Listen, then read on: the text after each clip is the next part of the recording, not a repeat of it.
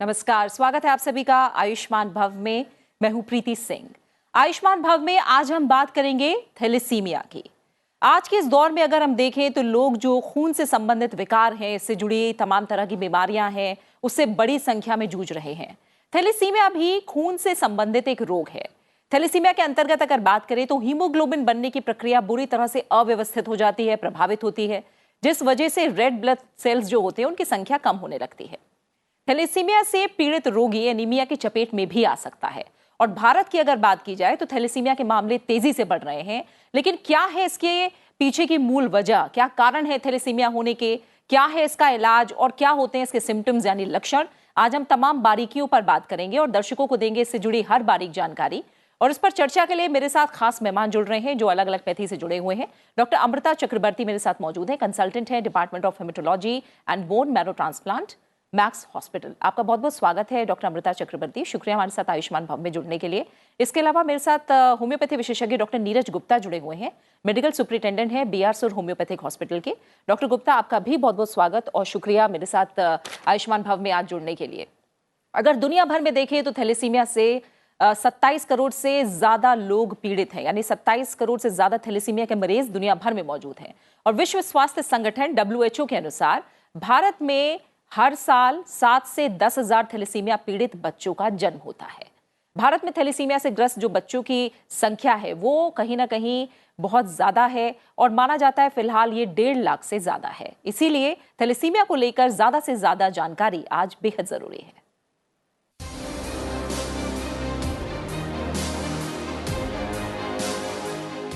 Thalassaemia बच्चों को उनके माता पिता से मिलने वाला आनुवांशिक रक्त रोग है। इस रोग की पहचान बच्चे में 3 महीने बाद ही हो पाती है। बच्चों में देखी जाने वाली इस बीमारी की वजह से ज्यादातर शरीर में रक्त की कमी होने लगती है और उचित इलाज न मिलने पर बच्चे की मृत्यु तक हो सकती है। आमतौर पर हर सामान्य व्यक्ति के शरीर में लाल रक्त कणों की उम्र करीब 120 दिनों की होती है, लेकिन थैलेसीमिया से पीड़ित रोगी के शरीर में लाल रक्त कणों की उम्र घटकर मात्र 20 दिन ही रह जाती है। इसका सीधा असर व्यक्ति की हीमोग्लोबिन पर पड़ता है, जिसके कम होने पर व्यक्ति एनीमिया का शिकार हो जाता है और हर समय किसी न किसी बीमारी से ग्रसित रहने लगता है। थैलेसीमिया 2 तरह का होता है, माइनर थैलेसीमिया या मेजर थैलेसीमिया। किसी महिला या फिर पुरुष के शरीर में मौजूद क्रोमोसोम खराब होने पर बच्चा माइनर थैलेसीमिया का शिकार बनता है। लेकिन अगर महिला या पुरुष में दोनों क्रोमोसोम्स खराब हो जाते हैं तो ये मेजर थैलेसीमिया की स्थिति बनता है, जिस वजह से बच्चे के जन्म लेने के 6 महीने बाद उसके शरीर में खून बनना बंद हो जाता है और उसे बार बार खून चढ़ाने की जरूरत पड़ने लगती है। तो थैलेसीमिया से जुड़ा कोई भी सवाल अगर आपके मन में है, जो भी जानकारी से जुड़ा आप लेना चाहते हैं, आज आप हमारे कार्यक्रम का हिस्सा बन सकते हैं। हमारे जो नंबर है वो लगातार टीवी स्क्रीन पर फ्लैश हो रहे हैं, आप हमें कॉल कीजिए और पूछिए सवाल। आपके सवालों के जवाब देंगे यहाँ मौजूद स्वास्थ्य विशेषज्ञ। डॉक्टर अमृता, थैलेसीमिया को लेकर हमने मोटे तौर पर कुछ जानकारी देने की कोशिश की है। अगर आप और आसान शब्दों में बताएं थैलेसीमिया क्या है और क्यों भारत में इसके रोगी तेजी से बढ़ रहे हैं। थैलेसीमिया जैसे आपने बताया ये एक हेरिडिटरी जेनेटिक डिजीज़ है। इनहेरिटेड मतलब ये फैमिलीज में रन करती है, पेरेंट्स से बच्चों में उनके बच्चों में। एंड थैलेसीमिया मोटे मोटे 3 प्रकार के होते हैं। 1 is major, 2nd is intermediate, 3rd minor thalassaemia.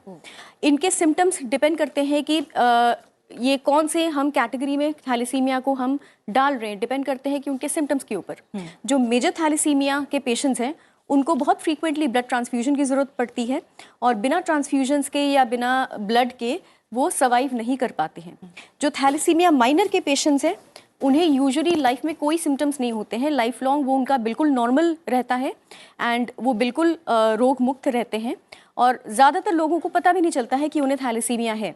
जो थैलेसीमिया इंटरमीडिया है वो इन दोनों के बीच का है, मतलब उन्हें थैलेसीमिया मेजर जैसे ब्लड की भी ज़रूरत नहीं पड़ती है, लेकिन कभी कभी उन्हें हो सकता है लाइफ में कुछ टाइम ब्लड की ज़रूरत पड़ती है। अब थैलेसीमिया तेज़ी से क्यों बढ़ रहा है, ये एक बहुत अच्छा सवाल है। जैसे मैंने बताया माइनर थैलेसीमिया लोगों को पता ही नहीं होता है कि उनको थैलेसीमिया है, ज़्यादातर लोगों को। वो अनडिटेक्टेड रहता है पॉपुलेशन में ज़्यादातर। थैलेसीमिया कैसे होता है? थैलेसीमिया इनहेरिटेड होता है, एक जीन जो है हमारे माता से हमें मिलता है और एक पिता से। तो अगर एक जीन में थैलेसीमिया वो फॉल्टी जीन है, अगर उसमें थैलेसीमिया है के जीन्स अगर वो खराब जीन है तो हम थैलेसीमिया माइनर होते हैं या थैलेसीमिया कैरियर होते हैं। अगर दोनों जीन्स हमें फॉल्टी मिलते हैं मदर से या फादर से तो हम थैलेसीमिया मेजर में आ सकते हैं। थैलेसीमिया माइनर क्योंकि लोगों को पता नहीं होता है कि उन्हें थैलेसीमिया माइनर है, क्योंकि उन्हें कभी कोई सिम्टम्स नहीं होते, वो कभी अपने ब्लड टेस्ट कराते नहीं हैं।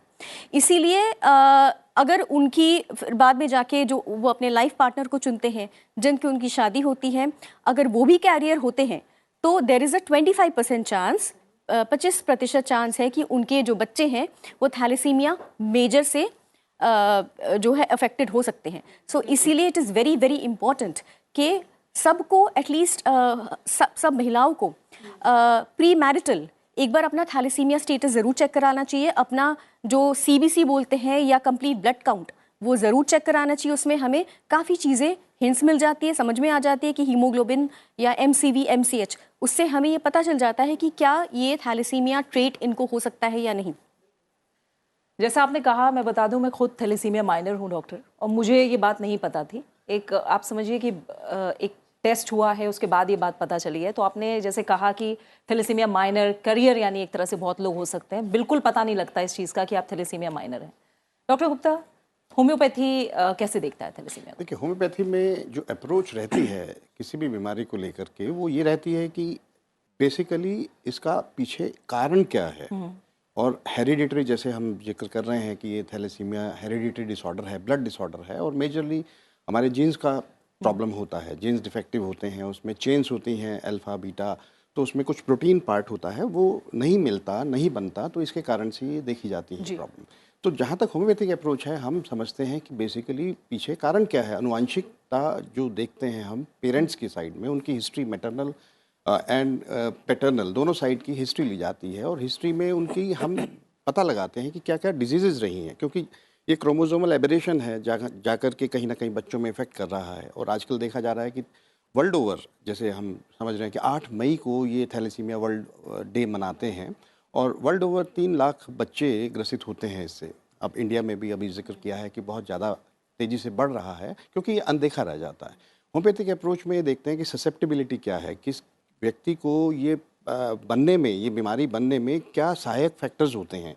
तो जैसे कि इसमें प्रोटीन पार्ट जो है, ग्लोबिन पार्ट जो है, हीमोग्लोबिन जो ग्लोबिन पार्ट है, वो इसमें डिफेक्टिव होता चला जाता है, और हीम पार्ट उसमें लाइसिस होना शुरू हो जाता है, यानी ब्रेक डाउन शुरू हो जाता है। RBC की जो लाइफ है, जो 120 दिन होता है, वो धीरे धीरे घट के 15-20 दिन रह जाती है। तो इसके कारण से उनको बहुत सारी वीकनेस और बहुत सारे लक्षण आते हैं। तो लक्षणों को हम पकड़ते हैं, लक्षणों को समझते हैं होम्योपैथी में, और बेसिकली इंडिविजुअल को समझा जाता है कि इन लक्षणों में जो इंडिविजुअल है उसके क्या क्या पैरामीटर्स हैं, क्या क्या फैक्टर्स हैं, चाहे वो फैमिली की तरफ से हैं, चाहे वो इंडिविजुअल हैं, बिकॉज होम्योपैथी एक इंडिविजुअलाइज्ड अप्रोच है। सारे बच्चों में जरूरी नहीं कि वो सेम लक्षण हो, किसी में कुछ और भी हो सकता है। तो वो लक्षणों को पकड़ते हुए हम फिर दवाइयों का निर्धारण करते हैं। बिल्कुल, ये होम्योपैथिक अप्रोच रहती है। ठीक है। डॉक्टर अमृता, आपने जो 3 तरह से बताया, मेजर, माइनर और इंटरमीडिएट, पहले हम एक एक करके अगर बात करें। आपने माइनर के बारे में कहा, और जैसे मैं भी समझती हूँ इस चीज़ को कि कुछ पता नहीं लगता, तो क्या सिर्फ उनका कंसर्न इतना ही होना चाहिए कि आगे शादी से पहले वो एक टेस्ट करा लें, उसके अलावा एक नॉर्मल लाइफ जी सकते हैं वो? बिल्कुल। सो थैलेसीमिया माइनर में कोई सिम्टम्स नहीं होते हैं।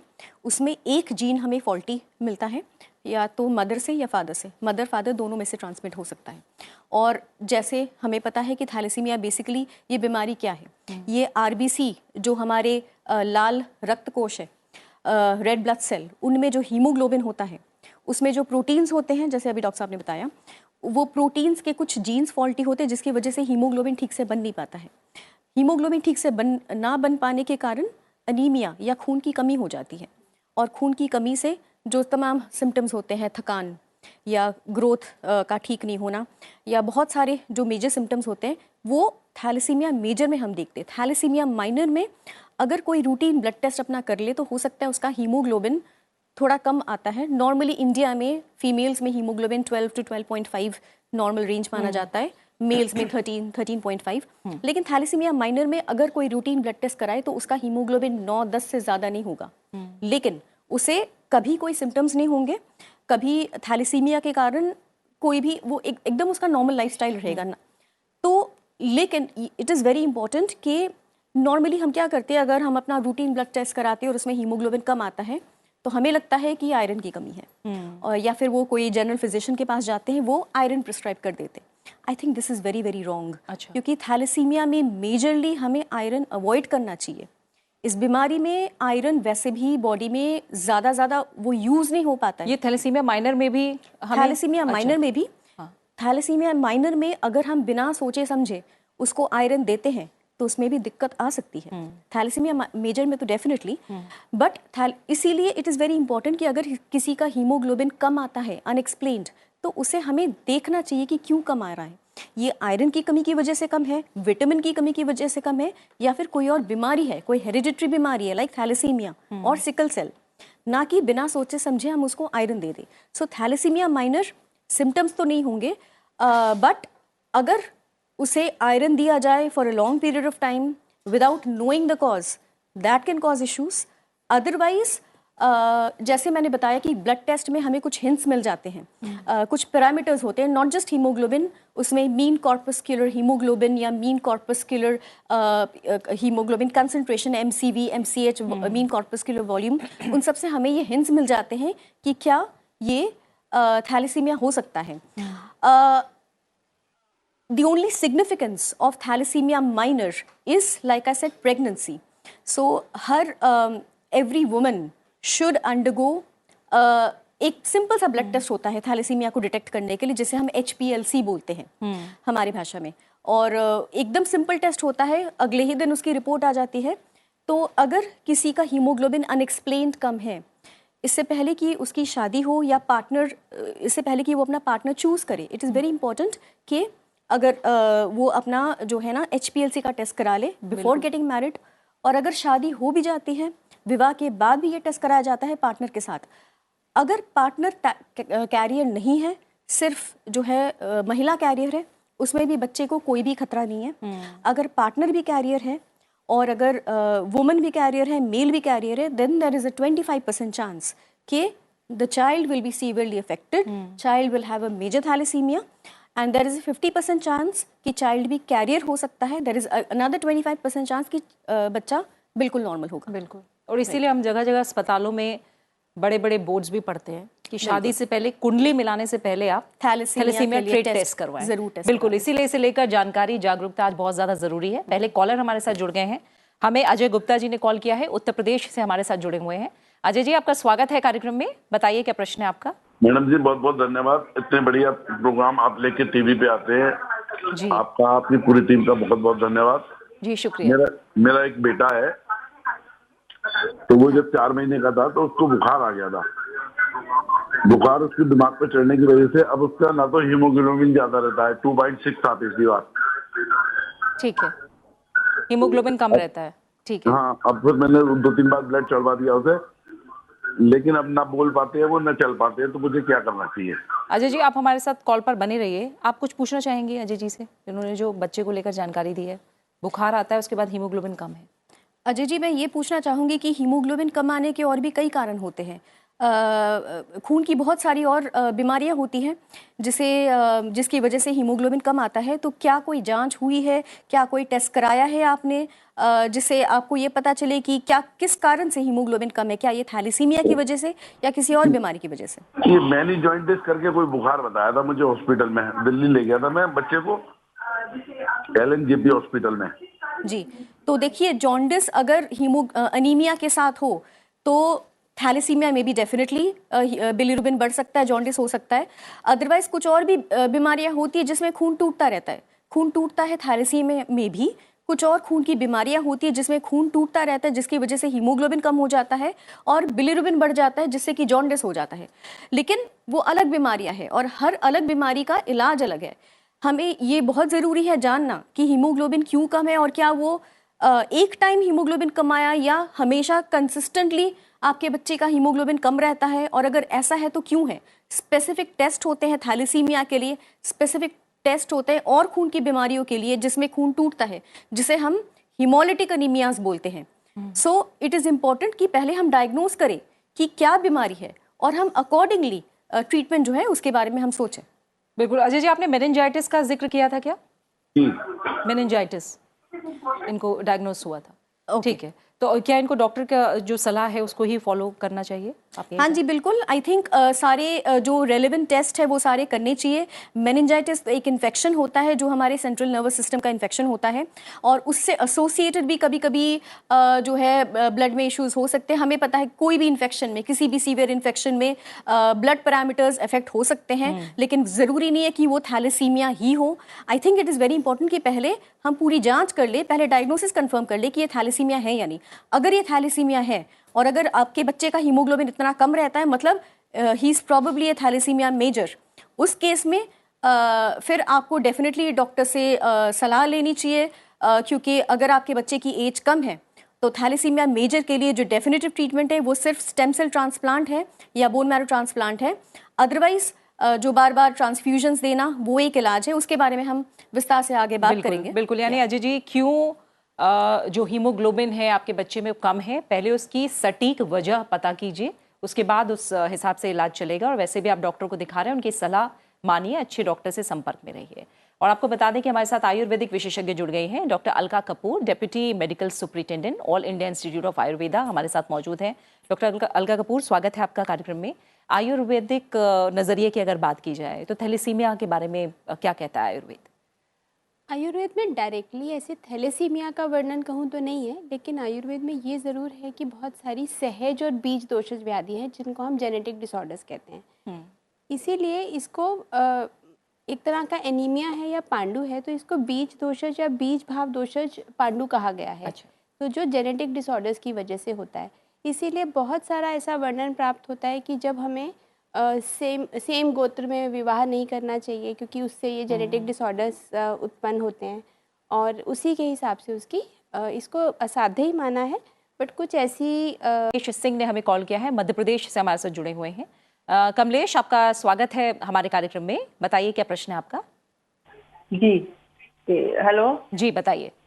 मैडम, मेरा ब्लड माने 2 साल से पहले मेरे को थाइमोमा था, तो उसकी सर्जरी गुड़गांव वेदांता में हो गई है और ठीक है, लेकिन उसके बाद मेरा ब्लड बनना बंद हो गया है। तो हेलो, ठीक है, आगे बताइए। और कुछ पूछना है आपको? हाँ, तो मेरा माने उसमें 2 बार बोन मैरो हो चुका है, और बोन मैरो में मेरे को बता रहे PRC लेवल करके कुछ बढ़ा हुआ है। ठीक है कमलेश जी, आप क्योंकि आप लगातार इलाज करवा रही हैं, आयुर्वेदिक, होम्योपैथी और एलोपैथी तीनों विशेषज्ञ हैं, आप बात किससे करना चाहेंगे? तो आयुर्वेदिक में नहीं, एलोपैथिक वाले में ही सोच रहे हैं, क्योंकि मैंने वो साइक्लोस्पोरिन में गोली करके खाती हूँ। हाँ, ठीक है, आप कॉल पर रहिए, आपसे डॉक्टर हो सकता है और जानकारी लें। जी डॉक्टर एलोपैथी सर जी। सॉरी, जहाँ तक मेरी समझ में आई, आपने ये बोला कि थाइमोमा की शिकायत है, कि बीमारी थी आपको। थाइमोमा एक किस्म का ट्यूमर होता है जो थाइमस ग्लैंड में होता है, और उसकी सर्जरी हो चुकी है, और अभी आपका हीमोग्लोबिन नहीं बन रहा है, आपने ये बताया, राइट? तो ये बीमारी, इस बीमारी को हम अपनी भाषा में PRCA बोलते हैं, या प्योर रेड सेल एप्लेसिया। ये थैलेसीमिया तो नहीं है, और थैलेसीमिया से बिल्कुल ही अलग बीमारी है। इस बीमारी, ये एक किस्म की ऑटो इम्यून बीमारी है, जिसमें आपके शरीर का जो इम्यून सिस्टम है वो आप ही के अगेंस्ट काम, इम्यून सिस्टम का काम होता है बाहर के इन्फेक्शन से लड़ना, बाहर के रोग से आपको बचाना। लेकिन जब ये इम्यून सिस्टम आपके खुद के शरीर के अगेंस्ट ये एक्ट करना शुरू करे, तब ये आपके शरीर को नुकसान पहुंचाती है। PRCA कुछ ऐसी ही बीमारी है जहाँ पे आपकी शरीर का इम्यून सिस्टम जो है वो थोड़ा सा कंट्रोल से बाहर हो गया है, और इसमें सिलेक्टिवली जो रेड ब्लड सेल है या लाल रक्त कोशिका है वो नहीं बनता है। वो इस बीमारी की वजह से होता है थाइमोमा के। इसका इलाज यूजुअली थाइमोमा की सर्जरी करके थाइमोमा को रिमूव कर देते हैं, तो यूजुअली इसका इलाज हो जाता है। अदरवाइज जैसे आपको डॉक्टर ने सजेस्ट किया है, बिल्कुल सही, इसमें हम इम्यून सिस्टम को सप्रेस करने के लिए इलाज देते हैं, जैसे स्टेरॉइड, साइक्लोस्पोरिन, ये सब। तो ये एक अलग किस्म की बीमारी है, ये थैलेसीमिया तो नहीं है। तो इसीलिए जो डॉक्टर की सलाह हो आप उसे फॉलो करते रहें कमलेश जी। हम उम्मीद करते हैं आप जल्द ठीक हो। हमें एक और कॉलर ओडिशा से जुड़े हैं, गोवर्धन जी ने कॉल किया है। आपका स्वागत है गोवर्धन जी, बताइए क्या प्रश्न है आपका? हाँ मैडम, वो मेरा लड़का 14 साल का है, वो सिकिल सेल डिजीज है उसका, ठीक है। बीच बीच में इसका स्प्लीन क्राइसिस भी आ जाता है। हम्म। ठीक है गोवर्धन जी। जी आगे कुछ पूछना चाहते हैं? हाँ। और जो स्प्लीन का थोड़ा बड़ा साइज हो जाता है और ब्लड कम जाता है, ब्लड न ग्राम रहता है और 1-2 घंटा में भी ब्लड 3 ग्राम 2 ग्राम हो जाता है। ठीक है, ठीक है गोवर्धन जी।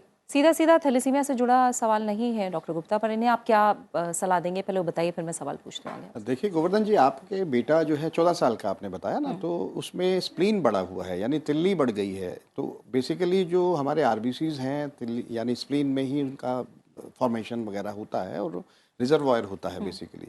तो उसको जहाँ पर जैसे ये चीज़ हुई है, तो हो सकता है कि हम मेडिसिन से उसकी स्प्लीन को कंट्रोल कर सकें और उसके जो आरबीसीज या हीमोग्लोबिन पार्ट है उसको हम बढ़ावा कर सकते हैं दवाइयों के साथ। पर इसके लिए हमें पूरा आपको अपने बच्चे को दिखाना पड़ेगा। किसी भी डॉक्टर के पास जाएं। अगर होम्योपैथिक में जाना चाहते हैं तो अपने आसपास किसी होम्योपैथिक विशेषज्ञ सीनियर स्पेशलिस्ट से आप मिलिए, वही आपको निर्धारण करेंगे कि इस बच्चे को क्या ट्रीटमेंट दिया जा सकता है। बिल्कुल जी। डॉक्टर गुप्ता, जब हमने माइनर को लेकर बात की तो डॉक्टर ने बताया कि हीमोग्लोबिन कम रहता है, सही कारण पता पहले करना चाहिए, आयरन सप्लीमेंट्स लेना हो सकता है कि वो खतरनाक भी हो। ऐसे में होम्योपैथी किस तरह से जो लोग माइनर हैं उनकी मदद कर सकता है हीमोग्लोबिन के मामले में? जो थैलेसीमिया माइनर है, क्योंकि इसमें पता नहीं लगता है, जनरली एक लक्षण आते हैं, बहुत ही ज़्यादा वीकनेस फील करता है और हीमोग्लोबिन 10-9 के आसपास रहता है। तो इसमें मेजरली कोई दिक्कत नहीं आती है, सिवाय इसके कि पेशेंट थका थका महसूस करता है, भूख कम लगती है और उसमें पैलर यानी आँखों में स्क्लेरा जो होता है, पीलापन दिखता है। तो अगर पेशेंट चाहेगा तो वो हम दवाइयों से उसको इम्प्रूव कर सकते हैं, हीमोग्लोबिन बढ़ा सकते हैं, आरबीसीज का जो लाइसिस है उसको रोका जा सकता है। कुछ ऐसी दवाएं हैं उपलब्ध तो हैं। इसका सहारा कब लेना चाहिए? क्योंकि जैसे आप लोग कह रहे हैं कि माइनर को तो पता भी नहीं लगता, जी। कैसे पता लगे, कब सहारा लेना चाहिए? सहारा तब लेना चाहिए जब ये लक्षण ज़्यादा मतलब कॉम्प्लिकेशंस में जाने लगे। मीन्स ज़्यादा अगर किसी को वीकनेस ओवर अनड्यू वीकनेस हो रही है और ज़्यादा हीमोग्लोबिन फॉल कर रहा है तो उसको जरूर लेना चाहिए। तो क्या उन्हें टेस्ट भी कराते रहना चाहिए? टेस्ट कराना चाहिए जी, क्योंकि मेजरली क्या होता है ये जैसे हीमोलिटिक एनीमिया या आयरन डेफिशिएंसी एनीमिया, इसमें क्या आयरन दिया जा सकता है, लेकिन कई बार आयरन ओवरलोड हो जाता है। तो बहुत ही एक स्पेशलिस्ट की देखरेख में ये चीज़ें करनी चाहिए। बिल्कुल ठीक है। डॉक्टर अलका, जब आपने सीधा कहा कि थैलेसीमिया का इस तरह से जिक्र नहीं है, लेकिन रक्त विकारों को लेकर काफ़ी कुछ कहा गया है, वात पित्त कफ दोष की हम आयुर्वेद में बात करते हैं, तो कैसे माना जाता है रक्त विकार? क्या आयुर्वेद ये मानता है कि रक्त विकारों को पूरी तरह से रिवर्स किया जा सकता है? जैसे मैंने आपको ये बताया कि इसको हम बीज भाव दोषज या बीज दोषज सहज पांडु के अंतर्गत लेते हैं। सहज व्याधियाँ थोड़ी डिफ़िकल्ट होती हैं, उसको मैनेज किया जा सकता है। जब हम इसके बारे में यही वर्णन है कि जब फीटस का ग्रोथ होता है, जब स्पर्म जीन्स मिलते हैं मेल और फीमेल के, तो उसमें जिस जीन में डेफिशिएंसी होती है उसी को बीज भाव बोला है। तो जहाँ पे जेनेटिक डेफिशिएंसी है या जहाँ पे वो क्रोमोसोम में डेफिशिएंसी है और वो पर्टिकुलर जीन नहीं उसको मिला है या उसमें दोनों का मिल गया है, तो it can be carrier also, it can be a major also. तो उसको अगर हम ट्रीट करते हैं, बिल्कुल वैसा ही उसका प्रिंसिपल है ठीक करने का कि हमें बाहर से रक्त देना है, लेकिन साथ साथ किलेटिंग एजेंट्स देने पड़ते हैं। अच्छा। तो आयुर्वेद में ऐसे बहुत सारे किलेटिंग एजेंट्स हैं जो रक्त की शुद्धि में काम करते हैं। आयुर्वेद में एक और चीज़ है कि रक्त जो हम आयरन, मेटेलिक आयरन है, उसको एब्जॉर्बेबल कंडीशन में बॉडी में एब्जॉर्ब हो सके, यूटिलाइजेबल फॉर्म में कन्वर्ट हो सके, ऐसी कुछ मेडिसिन हैं। अच्छा। तो वो साथ साथ देना पड़ता है, तो एडजंक्ट थेरेपी के रूप में वो काम करती है। ठीक है। दूसरा एक बहुत मेजर वो बताया गया है कि यही एक ओनली पैथी है जिसके अंदर बताया है कि हम बायो प्यूरिफिकेशन करते हैं। पित्त का बढ़ा हुआ प्रभाव है, त्रिदोषज व्याधि है लेकिन पित्त प्रधान है, तो उसके लिए विरेचन एक तरह का है अंदर की बायो प्यूरिफिकेशन। जो हम अगर अंदर से बायो प्यूरिफिकेशन और पित्त कम होगा तो रक्त की टूट फूट कम हो जाती है। तो स्प्लीन का ओवरलोड और ये सब को हम बचा सकते हैं, बट इसको लॉन्ग टर्म में मैनेज किया जा सकता है। बिल्कुल बिल्कुल। आइए अगले कॉलर की तरफ बढ़ते हैं। हमें सच्चिदानंद जी ने कॉल किया है, शायद उनका कॉल डिस्कनेक्ट हो गया है, वो हमें दोबारा कॉल कर सकते हैं। इसके बाद डॉक्टर अमृता, अगर हम अब इंटरमीडिएट की तरफ आएँ, इंटरमीडिएट को लेकर पहले आप बताएं उनके क्या सिम्टम्स हैं, कैसे पता लगे कि थैलेसीमिया इंटरमीडिएट लेवल पे है?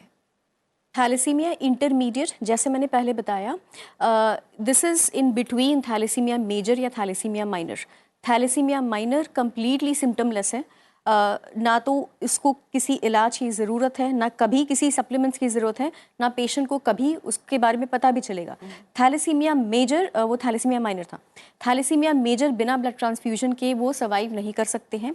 दे विल रिक्वायर, हो सकता है हर महीने या हर 2 हफ्ते 3 हफ्ते में उनको ब्लड ट्रांसफ्यूजन की ज़रूरत पड़ती है।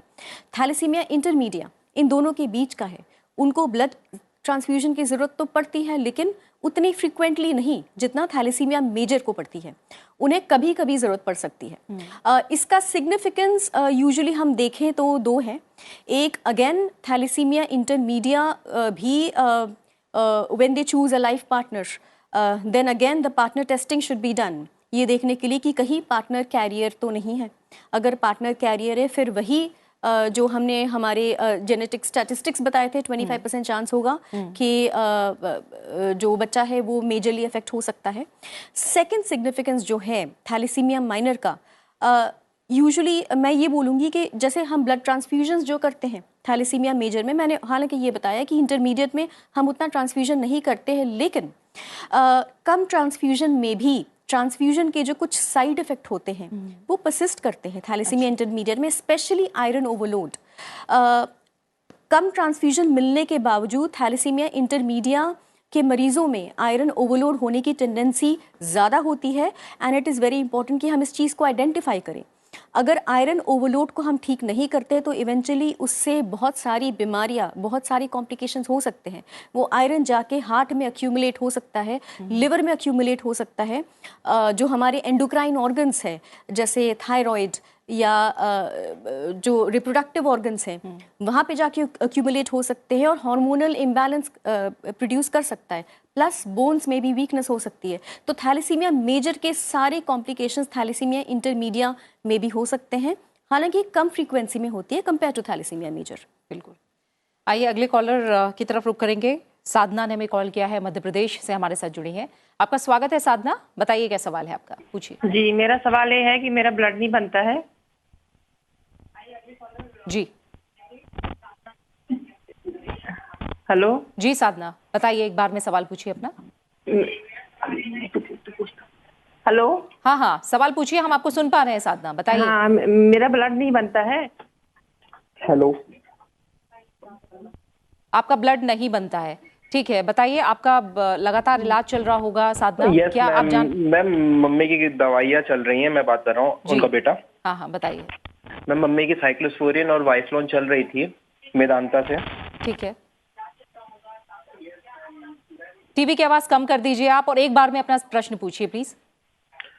मैम, मम्मी की दवाइयाँ चल रही हैं, वही साइक्लोस्पोरिन और वो क्या बोलते हैं वाइफ्लोन।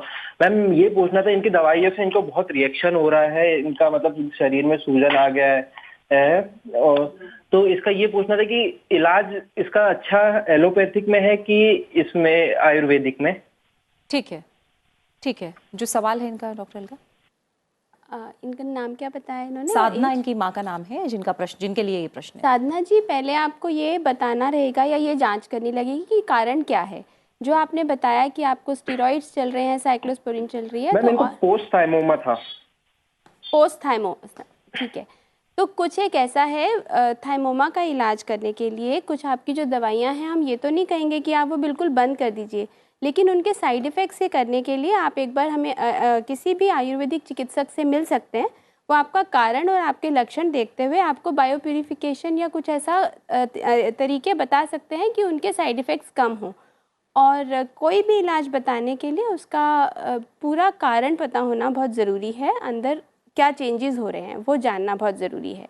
लेकिन ये साइड इफ़ेक्ट्स को लेकर आयुर्वेद की जो पैथी है वो मदद कर सकती है काफ़ी हद तक। बिल्कुल मदद कर सकती है। आयुर्वेद में कुछ ऐसी दवाइयाँ हैं जो रसायन का काम करती हैं, मतलब फ्री रेडिकल स्कैवेंजिंग का, और इंटर सेलुलर लेवल पे न्यूट्रिशन को इंक्रीज़ करती हैं। तो इसलिए उनका जो साइड इफ़ेक्ट्स है मेडिसिन का, वो बहुत हद तक निजात पाया जा सकता है। बिल्कुल। दूसरी एक थेरेपी है जैसे मैंने बताया बायो प्यूरिफिकेशन, तो उनसे भी ये सब चीज़ों से निजात पाया जा सकता है। बिल्कुल। डॉक्टर गुप्ता, साइड इफ़ेक्ट्स को लेकर बात आ रही है और अभी डॉक्टर अमृता ने भी ये बात कही थी कि जब ब्लड ट्रांसफ्यूजन होता है तो उसके तमाम साइड इफ़ेक्ट्स हैं जो सामने आते हैं। साइड इफ़ेक्ट्स को लेकर होम्योपैथी क्या करता है? देखिए, साइड इफ़ेक्ट्स में होम्योपैथी जो भी लक्षण आते हैं बेसिकली साइड इफ़ेक्ट्स में, चाहे वो जैसे देखा जाता है कि पैथोलॉजिकल फ्रैक्चर्स होने शुरू हो जाते हैं कई बच्चों के, ज़्यादा जनरली थैलेसीमिया मेजर में देखा जाता है, या आयरन ओवरलोड की वजह से कोई ना कोई प्रॉब्लम्स आती हैं, तो जो भी लक्षण बनते हैं उसको समझते हुए उन लक्षणों के ऊपर काम किया जाता है। उनको इंडिविजुअलाइज करते हैं पेशेंट के समझते हुए कि भाई क्या इंडिविजुअलाइजिंग फीचर्स हैं। कॉमन तो सिम्टम्स सबके अंदर होते हैं, लेकिन पेशेंट का अपना एक लक्षण क्या है, जैसे उसकी डिज़ायर एवर्जन्स क्या हैं, उसकी मानसिक सोच कैसी है, मेंटल फैक्टर्स क्या हैं, फैमिली मेडिकल हिस्ट्री क्या है, उन सब की एक टोटलिटी बना करके उसमें हम एक अप्रोच चलाते हैं जिसमें लक्षणों को बेस बनाते हुए हम दवाइयाँ चयन करते हैं, और चाहे वो साइड इफ़ेक्ट हैं चाहे वो बेसिक सिम्टम्स हैं उनको मैनेज किया जाता है। जी ठीक है, अगले कॉलर हैं मदन लाल ने हमें कॉल किया है, दिल्ली से हमारे साथ जुड़े हैं। मदन लाल जी, आपका स्वागत है कार्यक्रम में, क्या सवाल है बताइए। मदन लाल बताया मेरा नाम। मदन लाल जी, हम सुन नहीं पा रहे हैं आपको, बताइए अपना प्रश्न पूछिए। हाँ नमस्कार जी। नमस्कार, ये बताइए। मेरी डॉटर है टिम्मी, वो बात करेंगे आपसे। जी जी, बताइए, सवाल पूछिए। नमस्कार, मेरा बेटा 12 साल का है, वो थैलेसीमिक माइनर है। ठीक है, और उसकी इम्यूनिटी बहुत लो रहती है। ठीक है, इम्यूनिटी बढ़ाने के उपाय जानना चाहती हैं आप? जी ठीक है, और मैम माइनर के लिए तो कुछ ऐसा पॉसिबल है इलाज? ठीक है, माइनर को लेकर अभी हमने थोड़ी देर पहले बात भी की थी और डॉक्टर ने बताया भी है कि उन्हें इस तरह की कोई परेशानी जनरली होती नहीं है जो थैलेसीमिया माइनर से ग्रसित लोग हैं। बाकी हम डॉक्टर से और जानेंगे। आपके कॉल के लिए शुक्रिया। इम्यूनिटी बढ़ाने की बात है, क्या किया जा सकता है जिनको थैलेसीमिया माइनर है, 12 साल का बच्चा है, इम्यूनिटी वीक है? थैलेसीमिया माइनर में जैसा कि अभी पहले भी बात हुई है कि बहुत सिम्टम्स नहीं आते। जब ये थोड़ा बड़े होंगे तब इनको ये ध्यान रखना पड़ेगा विवाह के टाइम और उसमें पार्टनर का टेस्ट हो जाए, जेनेटिक काउंसलिंग इनको करवानी पड़ेगी, तो वो एक अच्छा उपाय है। अभी जो है इम्यूनिटी बढ़ाने के लिए एक नॉर्मल जैसा बच्चे की ग्रोथ होते हुए कि हेल्दी लाइफस्टाइल का वो करें, को फॉलो करें, एक्सरसाइज प्रॉपर करें, बीच बीच में इन्वेस्टिगेशंस भी कराते रहें कि एचपी कम ज़्यादा तो नहीं हो रहा है, क्योंकि थोड़ी टूट फूट तो रहती है। और जितनी बैलेंस डाइट लेंगे उससे इम्यूनिटी अच्छी हो सकती है। इसके अतिरिक्त रसायन औषधियाँ कुछ हैं, कुछ एज स्पेसिफिक हैं, और कुछ एज स्पेसिफिक के हिसाब से इनकी प्रकृति के अकॉर्डिंग कोई भी आयुर्वेदिक चिकित्सक इनको एक रसायन शुरू करवा सकता है जिसको इनको हेल्प हो सकती है, बट वो एज पर गाइडेंस। ठीक है डॉक्टर गुप्ता, इम्यूनिटी पे होम्योपैथी काफ़ी काम करता है। जी, इम्यूनिटी का बड़ा अच्छा रोल है होम्योपैथी में। बेसिकली अभी जो कोविड गुजरा है उसमें भी ये देखा जाता था कि इम्यूनिटी कॉम्प्रोमाइज़ हो जाती है, और जैसे कुछ अभी केसेस हमें डिस्कस हुए हैं ऑनलाइन, जो फोन्स आए हैं, जैसे जिसमें थाइमोमा, पोस्ट थाइमोमा पेशेंट वाइसोलोन या साइक्लोस्पोरिन ले रहे हैं, बेसिकली वो हमारी इम्यूनिटी कॉम्प्रोमाइज़ हो रही है। तो इम्यूनिटी के अंदर हमारे होम्योपैथिक में ऐसी ऐसी मेडिसिन हैं जो इम्यूनिटी बूस्ट करती हैं। एंड हमारे कोविड में भी एक दवाई निकाली थी, जीनस एपिडेमिकस कहते हैं उसको, आर्सेनिक एल्बम, काफ़ी वितरण किया गया है वहाँ पर पेशेंट्स को और हेल्दी इंडिविजुअल्स को दी गई है as a preventive, as a prophylactic. तो इसमें देखा है कि बहुत अच्छा इसका इफेक्ट रहा है। नॉट ओनली दैट, बाकी कोई भी बीमारी हो जिसके अंदर हम इम्यूनिटी बूस्ट की बात करते हैं तो होम्योपैथिक में दवाइयाँ उपलब्ध हैं, अच्छी से अच्छी मेडिसिन हैं which can take care of the immunity which is going down, जहाँ इम्यूनिटी कॉम्प्रोमाइज़ होती है। जी ठीक है। बाकी डॉक्टर साहब ने अभी कहा है कि डाइट और बैलेंस डाइट और ये चीज़ें बहुत ज़रूरी हैं। विटामिन सी का अच्छा रोल है, अभी हम डिस्कस कर रहे थे, व्हीट ग्रास है, लेमन ग्रास है, ये चीज़ें कुछ कुछ अगर हम ऐड ऑन करें तो ये हमारी इम्यूनिटी बूस्ट करती हैं। बिल्कुल। इम्यूनिटी का सीधा असर क्या थैलेसीमिया माइनर होने से है, क्या सीधा संबंध कोई?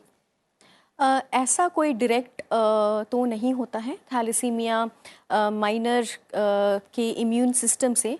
मेनली जिस चीज़ के बारे में हम सोचते हैं इम्यूनिटी एंड थैलेसीमिया, जो थैलेसीमिया मेजर या इंटरमीडिया होते हैं उनमें कभी कभी स्प्लीन का साइज़ बढ़ जाता है, जो तिल्ली हम जिसे बोलते हैं, and spleen is responsible for our immune system.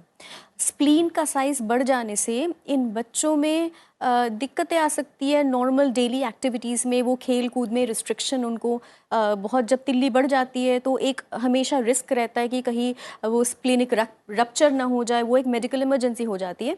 तो बहुत बच्चों में, बहुत पेशेंट्स में थैलेसीमिया में स्प्लीनेक्टमी करा देते हैं या स्प्लीन निकाल के फेंक देते हैं। एक बार अगर हम स्प्लेनेक्टमी कराते हैं या स्प्लिनिक सर्जरी करा देते हैं, उसके बाद लाइफ लॉन्ग उस इंडिविजुअल के बच्चे की इम्यूनिटी हमेशा डाउन रहेगी। इन दैट केस फिर बार बार इन्फेक्शंस का रिस्क रहेगा। इन दैट केस हमें लाइफ लॉन्ग एंटीबायोटिक्स देने पड़ते हैं। सो मेन आई थिंक जो थैलेसीमिया का इम्यूनिटी से रिलेशन है वो स्प्लीन से रिलेटेड है, क्योंकि स्प्लिनिक फंक्शन ठीक से नहीं हो पाता है, स्प्लीन का साइज बढ़ जाता है, स्प्लीन बीमार हो जाता है, हो सकता है उसकी वजह से इम्यून सिस्टम डाउन हो। Moreover usually thalassemia minor में क्योंकि हम स्प्लिनेक्टमी नहीं करते हैं, उसका डायरेक्ट रिलेशन नहीं होता इम्यूनिटी से, बट डेफिनेटली थैल मेजर या थैल इंटरमीडिया में पोस्ट स्प्लिनेक्टमी पेशेंट्स में they have life long reduced immunity. बिल्कुल। अगले कॉलर, हमारे साथ एक और कॉलर जुड़ी हुई हैं, फिलहाल हम उनसे बात करेंगे। पिंकी ने हमें कॉल किया है। पिंकी, आपका स्वागत है कार्यक्रम में, बताइए क्या प्रश्न है। पिंकी, आप सवाल पूछ सकती हैं अपना। हाँ जी मैम, वो मेरी गुड़िया है 13 साल की, उसको थैलेसीमिया है। हाँ जी मैम, नमस्कार। जी जी जी, बताइए। मेरी बेटी है 13 साल की, उसको थैलेसीमिया है। ठीक है, तो अभी क्या इलाज चल रहा है? क्या हाँ जी, थैलेसीमिया मेजर? ब्लड लगवा रहे हैं। अच्छा। एक तो उसकी ग्रोथ नहीं बढ़ रही है, और एक हम ना बोन मैरो ट्रांसपोर्ट के लिए कल HAL टेस्ट कराने जा रहे हैं, उसकी जानकारी चाहिए हमें। ठीक है डॉक्टर अमित। ओके, ये बहुत अच्छा सवाल, बहुत ही इंपॉर्टेंट सवाल पूछा है आपने पिंकी जी। पहली बात तो मैं ये बता दूं कि थैलेसीमिया का जो एक्चुअली कोई इलाज, ट्रांसफ्यूजन से उसका इलाज होता नहीं है। ट्रांसफ्यूजन में तो हम टेम्परेली बाहर से ब्लड ट्रांसफ्यूज करते हैं, जिससे कि टेम्परेली ब्लड बढ़ जाता है, उसके बाद हर 2-3 हफ्ते में फिर से ट्रांसफ्यूज करना पड़ता है। जो थैलेसीमिया का एक्चुअल ट्रीटमेंट होता है वो यूजुअली 2 किस्म के होता है। एक जीन थेरेपी, जो अनफॉर्चुनेटली इंडिया में अवेलेबल नहीं है, वो सिर्फ वेस्टर्न कंट्रीज़ में अभी इनिशियल स्टेजेस में है।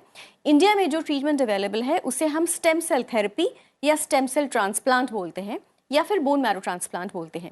सो इसमें हम क्या करते हैं, जो बोन मैरो, जो फैक्ट्री होती है खून बनाने की, और ये बोन मैरो में जो प्रॉब्लम है इनिशियली, जो वो फॉल्टी खून बनाता है या डिफेक्टिव ब्लड बनाता है थैलेसीमिया के कारण, उस बोन मैरो की फैक्ट्री को ही हम बदल देते हैं, वो सोर्स को। तो बोन मैरो को हम बदल के उसको रिप्लेस करके हेल्दी बोन मैरो उसमें हम इंट्रोड्यूस करते हैं। इसे हम बोन मैरो ट्रांसप्लांट बोलते हैं। और बेस्ट होते हैं सिबलिंग डोनर्स, जो खुद के भाई बहन होते हैं, उनके साथ हम मैच करते हैं, HLA मैचिंग करते हैं हम पेशेंट के साथ, जो प्रोस्पेक्टिव डोनर, जो पोटेंशियल डोनर होते हैं उनका। आइडियली हमें 10/10 मैच चाहिए। जितने ज़्यादा गुण मिलेंगे, अगर 10 मिलते हैं तो वो बेस्ट होता है ट्रांसप्लांट के लिए। जितने कम मिलेंगे HLA, हम 10 में से अगर 8 मिलते हैं, 7 मिलते हैं, उसमें जो है ट्रांसप्लांट फेल होने के रिस्क ज़्यादा होते हैं। बेस्ट होते हैं सिबलिंग डोनर्स, खुद के भाई बहन। अगर सिबलिंग ना मिले तो हम मड सर्च कर सकते हैं या मैच्ड अनरिलेटेड डोनर सर्च कर सकते हैं। हमारे देश में अभी कुछ रजिस्ट्रीज, कुछ NGOs अवेलेबल हैं, जो बोन मैरो ट्रांसप्लांट की रजिस्ट्रीज है, उसमें यूजुअली लोग डोनेट करते हैं, लोग अपना HLA टाइप उसमें डालते हैं। अगर किसी का HLA टाइप मिलता है जिसके खुद के भाई बहन नहीं है, डोनर्स नहीं है, उन रजिस्ट्रीज के थ्रू हम जो है डोनर्स अरेंज कर सकते हैं। नाउ बोन मैरो ट्रांसप्लांट अपने आप में एक रिस्की प्रोसीजर है, उसके भी कई सारे कॉम्प्लिकेशंस हैं। थैलेसीमिया के केसेस में बेस्ट होता है अगर हम ट्रांसप्लांट यंगर एज में करें, आइडियली 5-6 साल के अंदर अंदर। थैलेसीमिया बीमारी ऐसी है कि 1.5-2 साल के बाद ही पता चलती है कि बच्चे को थैलेसीमिया है, उससे पहले यूजुअली पता नहीं चलता है। और बेस्ट यही होता है कि 5-6 साल के अंदर हम ट्रांसप्लांट कर दें।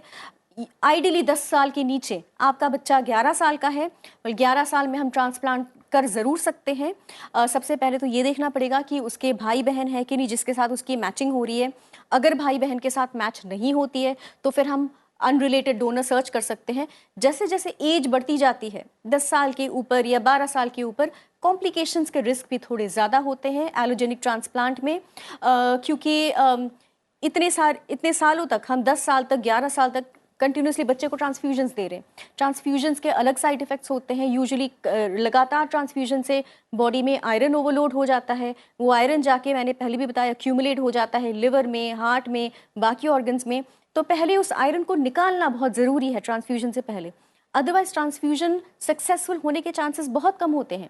सो अगर आपके बच्चे का ट्रांसप्लांट प्लान्ड है इट्स वेरी इंपॉर्टेंट कि पहले एक रिगरस आयरन चिलेशन थेरेपी करा जाए, जिससे कि जो भी आयरन अक्यूमुलेटेड है पहले वो देखा जाए कि आयरन अक्यूमुलेशन है कि नहीं सिग्निफिकेंटली हार्ट में या लिवर है में। अगर वो है तो उससे पहले हम आयरन को निकालें। आयरन जब निकल जाता है तभी हम ट्रांसप्लांट की तरफ बढ़े। ट्रांसप्लांट करने के बाद भी कॉम्प्लिकेशंस हो सकते हैं, क्योंकि ये एक एलोजेनिक ट्रांसप्लांट है, क्योंकि यहाँ पे डोनर इन्वॉल्व है। हम इम्यूनिटी सप्रेस करने के लिए, जिससे कि ये ग्राफ्ट रिजेक्ट ना हो, हम इम्यूनोसप्रेसिव दवाइयाँ देते हैं जो मिनिमम 6 मंथ्स तक के लिए देते हैं, और उसमें भी इन्फेक्शन का रिस्क ज़्यादा रहता है। ट्रांसप्लांट के तुरंत बाद जब बोन मैरो बिल्कुल खाली हो जाता है और नया ग्राफ्ट इनग्राफ्ट होने में टाइम लगता है, उस टाइम बार बार ट्रांसफ्यूजन की ज़रूरत होना, प्लेटलेट्स चढ़ाना, ब्लड चढ़ाना, इन्फेक्शन का रिस्क, ये सब चीज़ें होती है।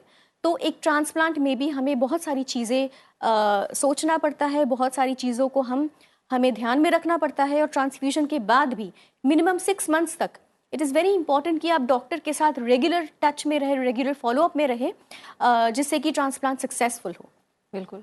और फिर ये 6 महीने का जो आप समय बता रही हैं, उसके बाद सब कुछ ठीक हो जाता है? नहीं, उसके बाद ही सब कुछ ठीक डेफिनेटली नहीं होता है। यूजुअली 6 मंथ्स तक हम इम्यूनोसप्रेसिव्स कंटिन्यू रखते हैं, उसके बियॉन्ड भी रख सकते हैं। डिपेंड करता है कि अगर पेशेंट को ग्राफ्ट वर्सेस होस्ट डिजीज बोल के एक कॉम्प्लिकेशन होता है, अगर वो होता है तो हमें इम्यूनोसप्रेसिव और ज़्यादा एक्सटेंड करना पड़ता है। बट यूजुअली अगर कॉम्प्लिकेशंस नहीं होते हैं तो ये, क्योंकि ये एलोजेनिक ट्रांसप्लांट है, इसमें एक्सटर्नल डोनर इन्वॉल्व है, हम 6 महीने तक इम्यूनोसप्रेसिव देते हैं, उसके बाद हम उसको बंद कर देते हैं। उसके बाद कॉम्प्लिकेशन के रिस्क तो कम रहते हैं, लेकिन 1 साल 2 साल तक कॉम्प्लिकेशंस डेफिनेटली हो सकते हैं। And there is another chance कि ये भी हो सकता है कि आगे चल के ट्रांसप्लांट जो इनग्राफ्टमेंट फेल भी हो सकता है, या ग्राफ्ट वर्सेस होस्ट डिजीज जो GVHD जो मेन कॉम्प्लिकेशन होता है ट्रांसप्लांट का, ये सब चीज़ें लॉन्ग टर्म में भी हो सकती है। ऐसा नहीं कि 6 महीने के बियॉन्ड नहीं हो सकती है। यानी लगातार डॉक्टर के संपर्क में रहना है।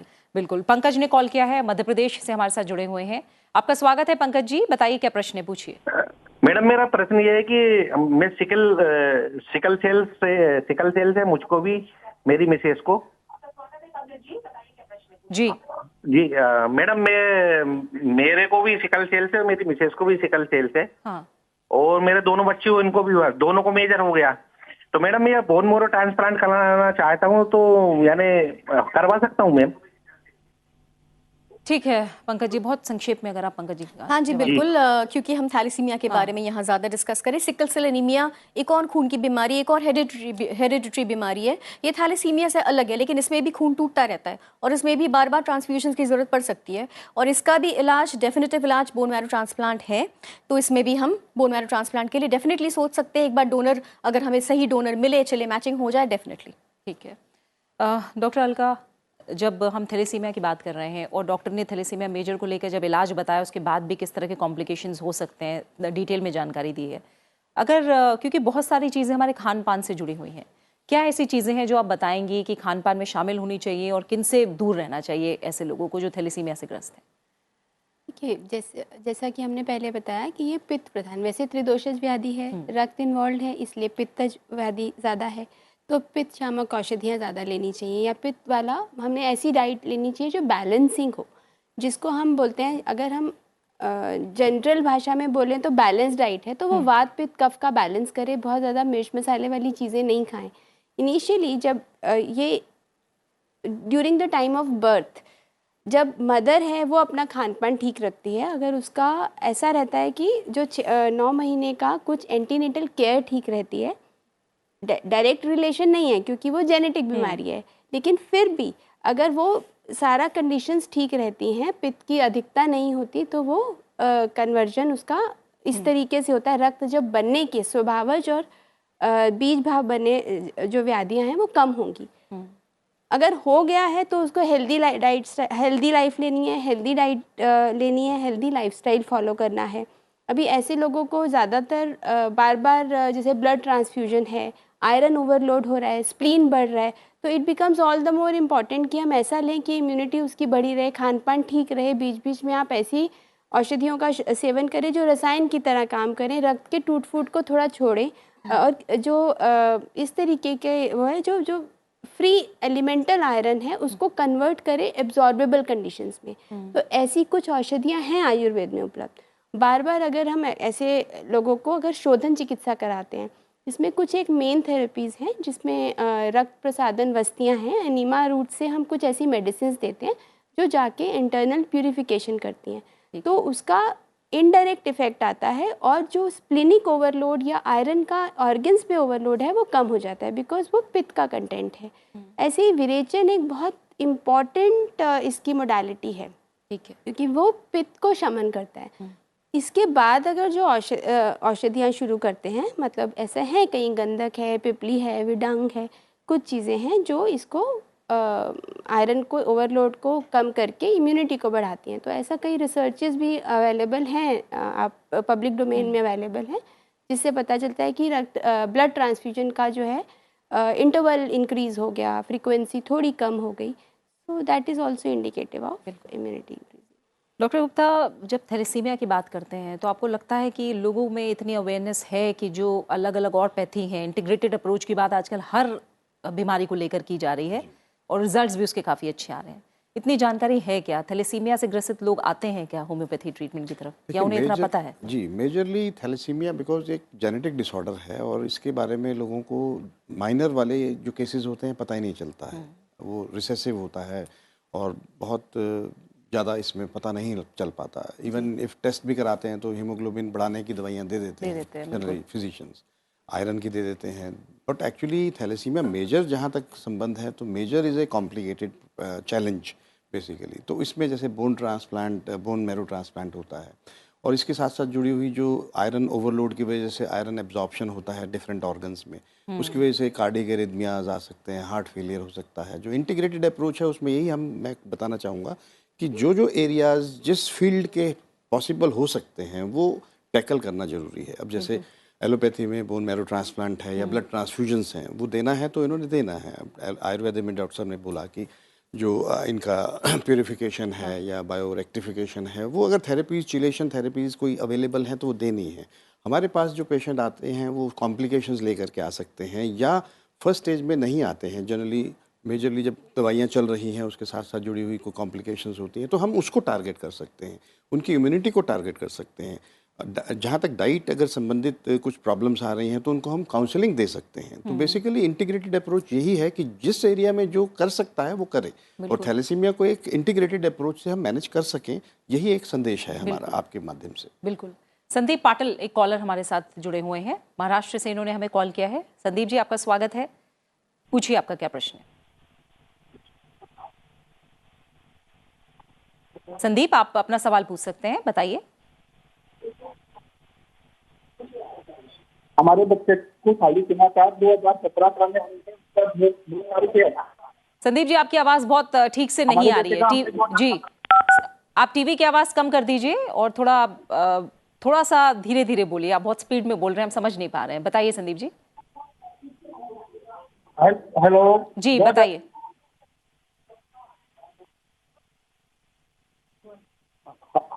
हमारे बच्चे डॉक्टर में हमारे बच्चे को थैलेसीमिया था, हमने बीएमसी किया उसका 2017 में, विरुद्ध और क्लिनिक सुने, अभी उसको कोई दिक्कत नहीं है, इसके आगे कोई दिक्कत आएगी क्या? आपके बच्चे को थैलेसीमिया है, थैलेसीमिया माइनर है?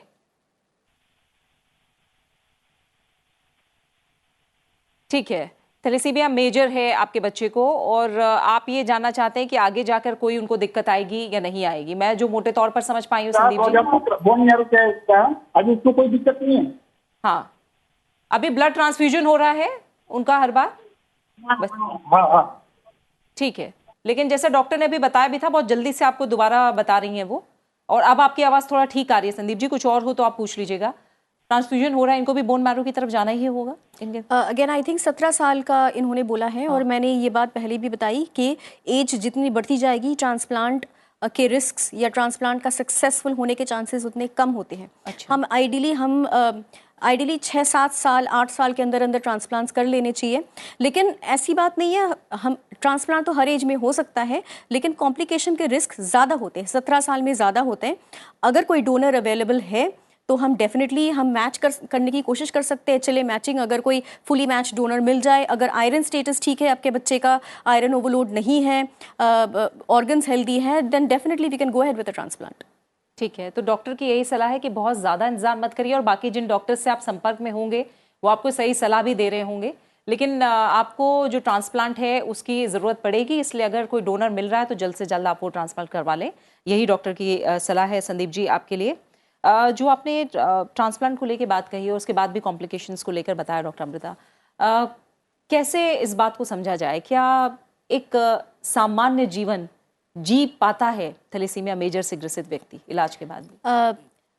डेफिनेटली इसका जवाब हाँ भी है ना भी है। सो अगर ट्रांसप्लांट सक्सेसफुल हो जाता है, ट्रांसप्लांट सक्सेसफुल होने का मतलब कि हमने जिस डोनर का बोन मैरो रेसिपिएंट को दिया है या पेशेंट को दिया है वो इनग्राफ्ट हो गया, वो सक्सेसफुल हो गया। मतलब वो अब खुद से वो नई तरह से हीमोग्लोबिन बना रहा है और वो नॉर्मल हीमोग्लोबिन बना रहा है, ना कि अब नॉर्मल प्रोटीन्स वाला हीमोग्लोबिन जो थैलेसीमिया में होता है। तो अगर वो हो जाता है सक्सेसफुल, अगर वो नॉर्मली अपना ब्लड प्रोड्यूस करता है तो फिर वो ट्रांसफ्यूजन फ्री है आगे की लाइफ के लिए। ना उस व्यक्ति को कभी ट्रांसफ्यूजन की ज़रूरत पड़ेगी, ना कभी आयरन किलेशन की ज़रूरत पड़ेगी और ना ही कोई और दिक्कतें आएगी। So in a way yes, if the transplant is successful he will enjoy a normal life, but there is always a but, there is always a risk कि कहीं वो रिलैप्स तो नहीं हो रहा है, कहीं वो ग्राफ्ट रिजेक्ट तो नहीं हो रहा है। तो it is very important specially the first 2 years में कि वो अपने डॉक्टर से ज़रूर फॉलो अप करे जैसे जैसे डॉक्टर्स बताए। और इम्यूनोसप्रेसिव जैसे मैंने बताया कि कुछ टाइम तक लेना पड़ता है, मिनिमम 6 months to 8 months। उस दौरान इम्यूनिटी कम होने के दौरान इन्फेक्शन के रिस्क्स बहुत ज़्यादा होते हैं। इम्यूनोसप्रेसिव के अपने साइड इफ़ेक्ट्स होते हैं। हम जो इम्यूनोसप्रेसिव ड्रग्स देते हैं तो लिवर का टेस्ट, किडनीज के टेस्ट, ये सब बार बार कराते रहना होता है। एंटीबायोटिक्स, एंटी फंगल्स, ये सब चीज़ें, एंटीवायरल, ये सब दिया जाता है जिससे कि इन्फेक्शन ना हो। But if the transplant is successful, I think definitely हम होप कर सकते हैं कि वो एक बिल्कुल नॉर्मल लाइफ जिएगा आगे चल के। और लेकिन ट्रांसप्लांट के in case transplant is not successful, फिर और अगर उस दौरान ट्रांसप्लांट करने की कोशिश में वो बोन मैरो पूरा खाली हो जाता है, क्योंकि हम जो एग्जिस्टिंग बोन मैरो है उसे हम डिस्ट्रॉय कर देते हैं। हम बहुत स्ट्रॉन्ग कीमोथेरेपीज़ देते हैं जिससे कि बोन मैरो खाली हो जाए और जो नया इनग्राफ्ट जो डोनर का बोन मैरो है उसे हम पेशेंट में डालते हैं और वो इनग्राफ्ट हो।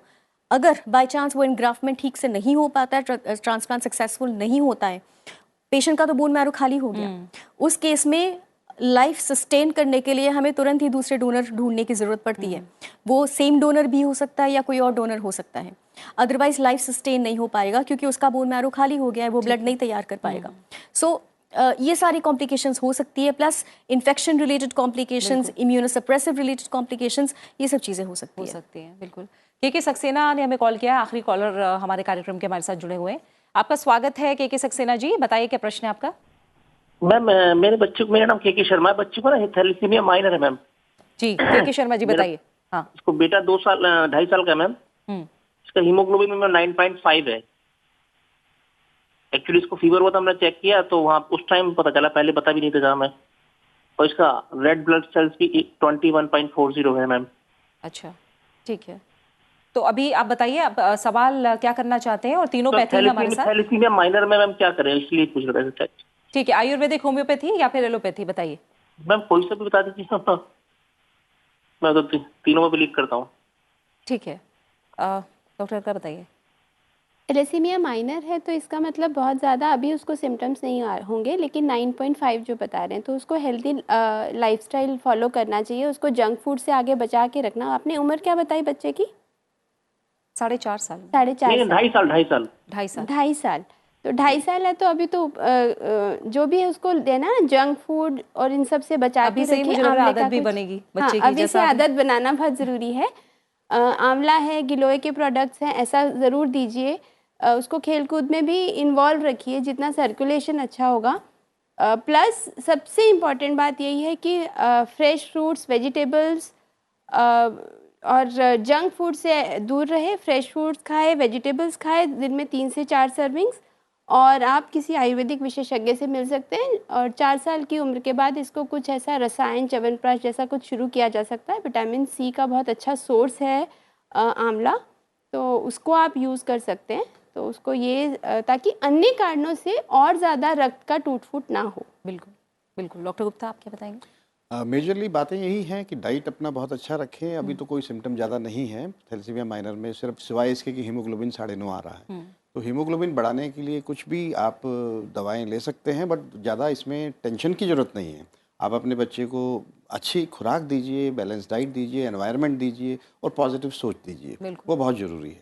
Otherwise there is no problem as such. Minor वाले अगर इस सोच के साथ ना चलें कि उन्हें कोई कुछ बीमारी है और अच्छी लाइफस्टाइल Exactly. जिए तो सब कुछ ठीक आई रहेगा। थिंक माइनर वालों में द ओनली क्लिनिकल सिग्निफिकेंस तभी आता है जब वो अपना लाइफ पार्टनर चूज कर रहे होते हैं शादी से जैसा आपने पहले, बताया उस बेटा। वक्त। एंड आई थिंक एक चीज़ के बारे में हमने बहुत ज़्यादा डिस्कशन नहीं किया है, जो मेरे ख्याल से हमें बता देनी चाहिए कि हम बार बार ये बोल रहे हैं माइनर, मेजर, इंटरमीडिएट का ट्रीटमेंट, लेकिन प्रिवेंशन के बारे में क्या? हमने ये तो ज़रूर बोला है कि आप अपनी टेस्टिंग कराओ, लेकिन उससे प्रिवेंशन कैसे होगा? सो अगर आप अपनी टेस्टिंग कराते हैं, आइडियली तो प्री मैरिटल काउंसलिंग, जो इंडिया में आई थिंक अभी तक बहुत ज़्यादा प्रचलित नहीं है।